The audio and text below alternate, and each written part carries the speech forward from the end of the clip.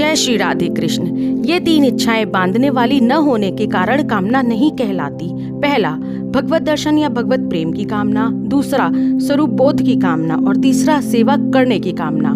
स्वरूप बोध या परमात्मा, भगवत दर्शन या भगवत प्रेम की कामना इच्छा नहीं है, क्योंकि स्वरूप और परमात्मा दोनों ही नित्य प्राप्त तथा अपने हैं। जैसे अपनी जेब से पैसे निकालना चोरी नहीं कहलाती, ऐसे ही स्वरूप या परमात्मा जो अपने तथा अपने में है, इनकी इच्छा करना कामना नहीं कहलाती।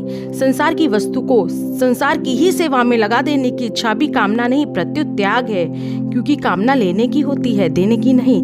तात्पर्य यह है कि जो वस्तु अपनी तथा अविनाशी है उसकी इच्छा करना आवश्यकता है, भूख है, और जो वस्तु दूसरे की तथा नाशवान है उसे दूसरों को देने की इच्छा करना त्याग है। जैसे शरीर की भूख मिटाने के लिए भूख की इच्छा करना एक प्रकार से कामना नहीं होती, ऐसे ही स्वयं की भूख मिटाने के लिए परमात्म तत्व की इच्छा करना कामना नहीं होती। कामना नाशवान जड़ वस्तु की होती है और आवश्यकता चिन्मय तत्व की होती है। कामना की पूर्ति नहीं होती, प्रत्युत वह बढ़ती ही रहती है, इसलिए उसका त्याग करना है। परंतु आवश्यकता की पूर्ति होती है। उस आवश्यकता की पूर्ति के लिए 3 उपाय हैं: कर्मयोग, ज्ञान योग, भक्ति योग। मनुष्य ने सांसारिक नाशवान चीजों को अपनी माना है, जिससे वह संसार का गुलाम हुआ है।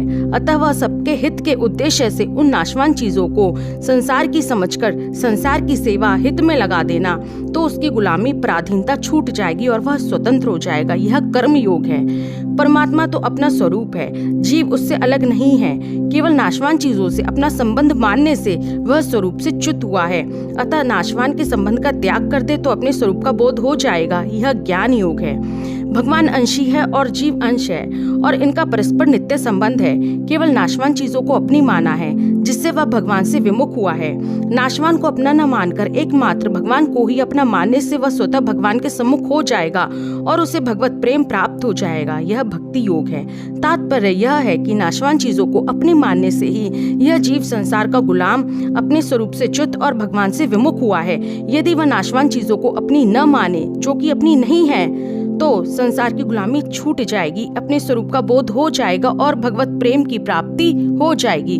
और भगवत प्रेम की प्राप्ति होने पर 3 बार भगवान के प्रति आभार व्यक्त करना है। हे मेरे प्यारे भगवान, आपको बहुत बहुत प्रणाम, बहुत बहुत धन्यवाद। जय श्री राधे कृष्ण।